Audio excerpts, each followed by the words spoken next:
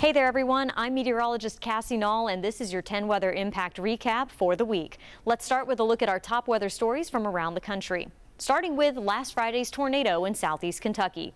A supercell thunderstorm developed in Missouri early Friday afternoon and tracked over 500 miles to the east, eventually arriving to Pulaski County at around 11 p.m. and into Laurel County, Kentucky about 30 minutes later.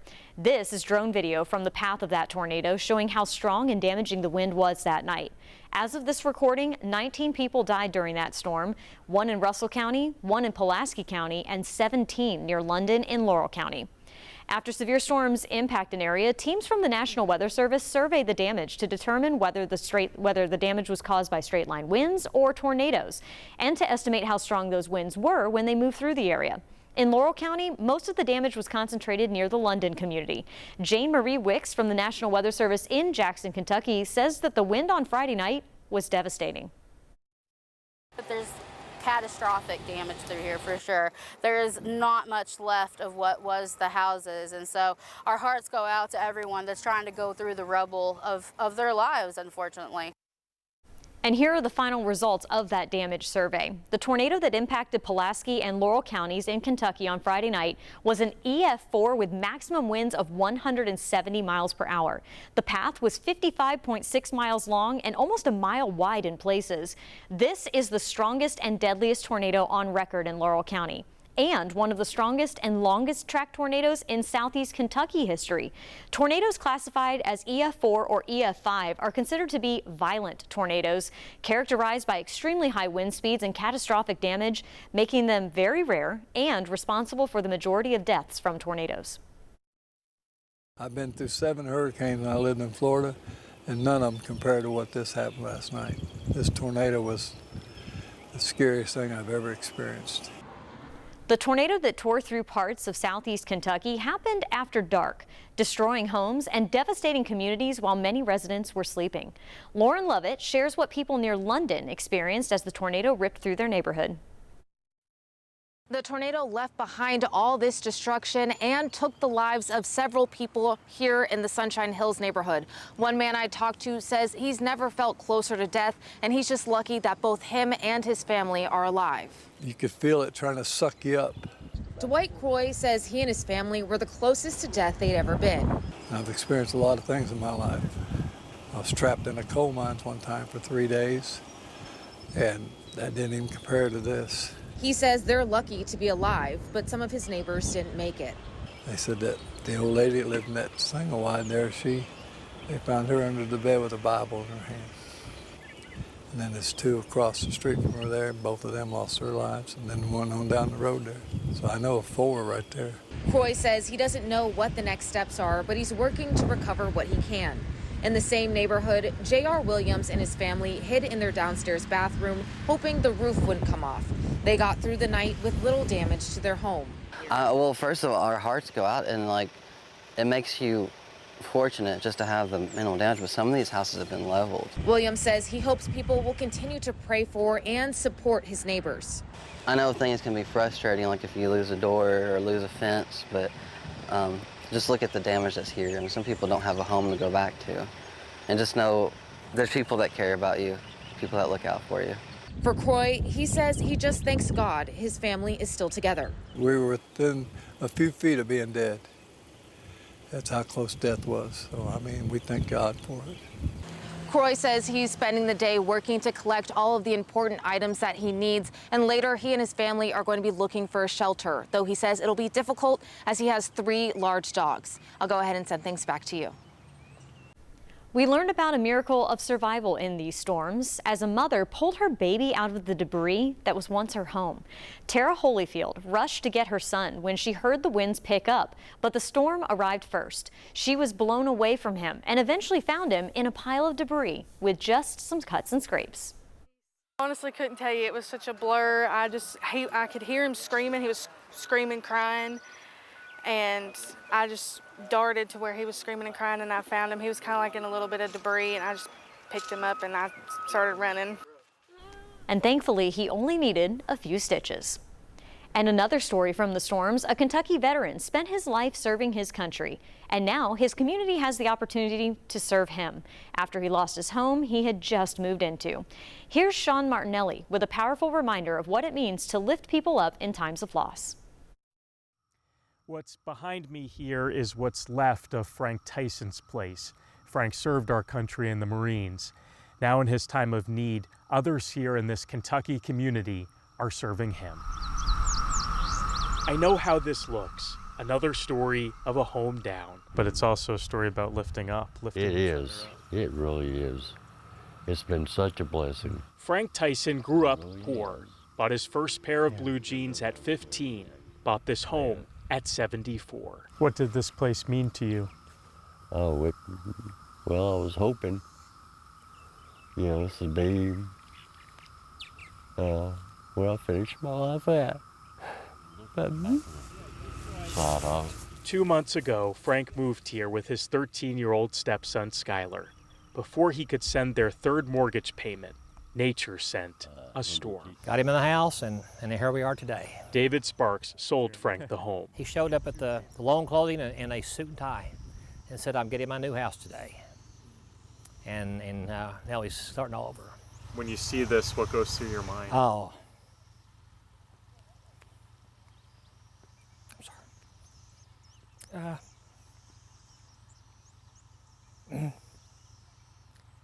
I'm sorry. I'm glad they lived through it, but I'm sad for Frank. Didn't have time to be scared or anything. This is where Frank and Skylar wrote it all out. He asked me how I knew how to get in that corner we were in. I said, God led me there. Frank didn't realize then he would need to prepare for another storm. It blew through on Sunday. A storm of generosity. I just want to help him. David recently started an online fundraiser for Frank. In just about a day, more than $7,500 came in and counting. My phone battery died because of the number of texts, the number of messages I've got. The outpouring of help and everything's been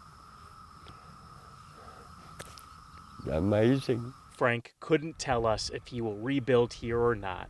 He could answer this. What gives you hope right now? The good Lord. The good Lord and the good people I don't who helped him up. know what I've done to deserve it, but praise his holy name. In Pulaski County, Kentucky, I'm Sean Martinelli. Right now on WBIR.com, we have an article with ways you can help those impacted by last weekend's tornado. This includes locations of donation sites and lists of items most needed throughout Laurel County. In St. Louis, Missouri, 5,000 buildings were damaged and close to 100,000 people lost power after 2 confirmed tornadoes ripped through their area on Friday. Authorities say 5 people were killed in St. Louis County and at least 38 people were injured. Mayor Kara Spencer says this was the first fatal tornado in the city in several decades and is one of the worst storms in the city's history. The National Weather Service says one of those 2 tornadoes was an EF3, packing wind speeds up to 165 miles per hour. And in Colorado, multiple tornadoes touched down east of Denver last weekend. This video was taken in Bennett, about 36 miles east of the Mile High City. The National Weather Service there confirms that 4 tornadoes formed on Sunday, and authorities say 17 buildings, including 6 homes, were destroyed or damaged near Bennett. Thankfully, there were no reports of injuries. Security footage captured the moment lightning struck a law enforcement vehicle in Oklahoma on Monday. Fortunately, the car was unoccupied at the time and no one was hurt. The Newcastle Police Department posted the video on their Facebook page as a reminder for why you should shelter in a sturdy building when storms roll through. That's why we always say when thunder roars, you need to head indoors. Farmers impacted by Hurricane Helene in Cocke County are receiving additional help thanks to the UT Extension Office. They organized an event to put farmers in contact with about a dozen organizations that can help with things like tax relief, financial planning, and being prepared for long-term disaster effects. Sarah Orr with the Extension Office says there are steps that are need to be taken to prepare the ground before farmers can plant their first crops since Helene. Put some sort of summer annual crop in that soil first to kind of break the crust because there's been a lot of sediment deposited across a lot of this ground. So the summer annuals, as part of our local Farm Bureau's seed initiative, has the opportunity to set producers up for success. A local seed initiative funded by the Farm Bureau will also help local farmers take the next steps towards recovery and planting summer crops. Also in Cocke County, homeowners, including disabled veterans and retirees looking to rebuild after the devastation from Helene last fall, are dealing with a new challenge. They're being asked to raise their homes more than a half-dozen feet or move to a new location. Sarah Ottman shares the new obstacles that they're facing. Edward Gossman's view of his new home sitting on a hill is bittersweet, filled with hope for the future, but built on months of frustration. We ordered one from Clayton, and that was October 8th, and we didn't get it set on the property until the 1st of April.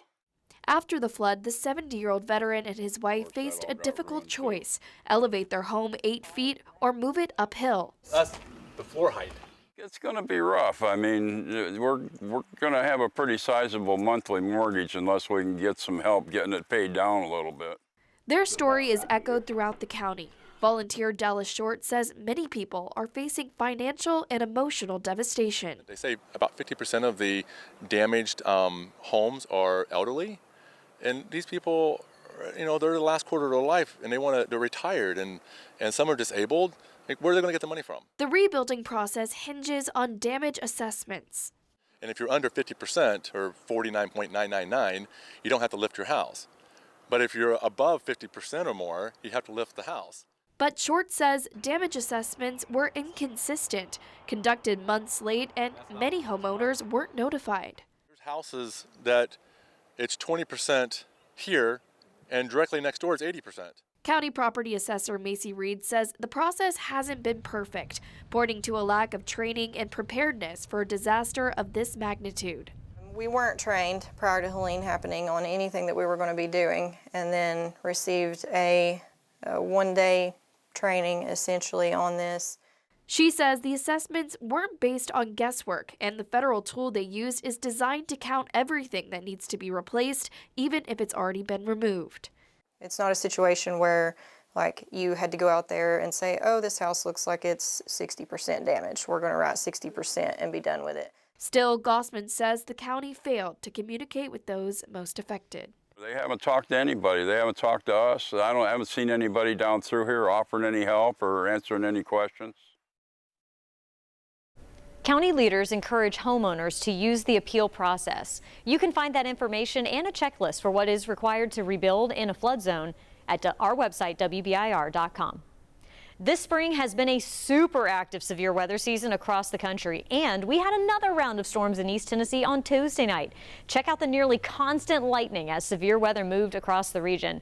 We had numerous reports of downed trees and power outages, and the National Weather Service office in Morristown confirms that a tornado touched down near the Oliver Springs area Tuesday afternoon. That was an EF1 tornado, and damage reported just south of Crossville in Cumberland County, including this home in the Big Lick community, were damaged by an EF1 tornado. Also, the National Weather Service in Nashville confirming that damage with a survey that they did on Wednesday.